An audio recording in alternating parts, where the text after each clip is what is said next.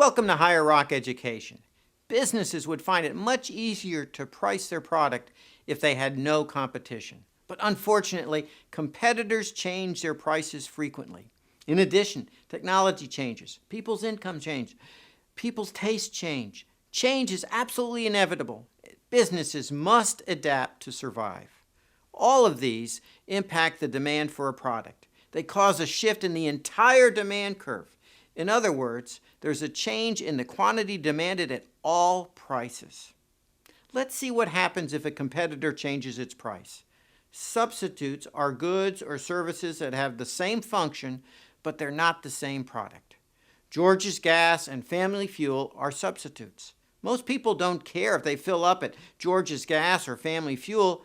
They just want to pay the lowest price. So assume that you need to fill up and you see a George's Gas and a Family Fuel station on different corners of an intersection.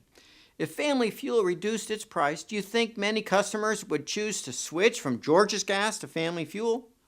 Let's look at George's Gas and Family Fuel demand curves before Family Fuel reduced its price. At $3 per gallon, Family Fuel sells 2,750 gallons per day. George's Gas sells 3,100 gallons per day. After Family Fuel reduces its price to $2.75 a gallon, there's an increase in the quantity demanded of Family Fuel's gas to 3,200 gallons per day. George's Gas hasn't changed its price, yet George's Gas would be hurt as more people would take advantage of Family Fuel's lower price. This results in a leftward shift in the demand curve for George's Gas. Now, George's Gas is only going to be able to sell 2,500 gallons per day at $3 per gallon. Sometimes an increase in the price of a product can decrease the demand for a related product. When gas prices soared in 2011, sales of sports utility vehicles plummeted. Why? Because sports utility vehicles did not get as high a gas mileage as smaller cars. Gas and SUVs would be considered complements. Complements are goods that are usually used together, so an increase in the price of one good has a detrimental effect on the demand for its complement. If we graph that, we show that the demand curve for SUVs shifts to the left because of the higher price for gasoline. And notice that at every single price, the quantity demanded of SUVs goes down if the price of gasoline goes up. Companies also spend billions of dollars advertising each year. They're trying to convince you that their product is newer, more efficient, prettier, or any other positive attribute that would lead you to believe that their product is better than their competition.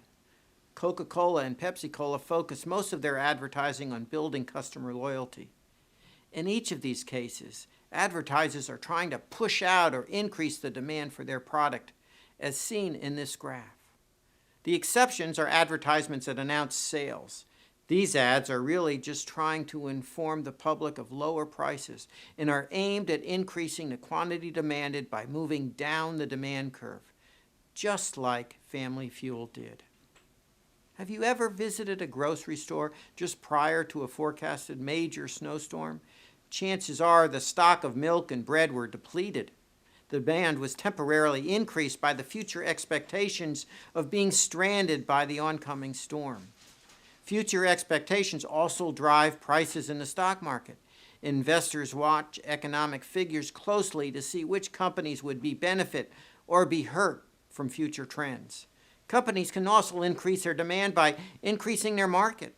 McDonald's, KFC, Burger King, and many other fast food restaurants have increased their demand by opening stores in other countries. China has recently opened its shores to Western companies, and many companies have taken advantage of this enormous increase in potential buyers. As we've seen, the demands for products change constantly. Most of the changes, such as a change in a related product's price or a natural disaster, cannot be influenced directly by a company. But other behaviors can, such as advertising to promote customer loyalty or the expansion into other markets. In any case, it's very important for a business to understand its demand curve and what impacts it. To learn more about this lesson and other important economic concepts, please visit our website at higherrockeducation.com. Thank you.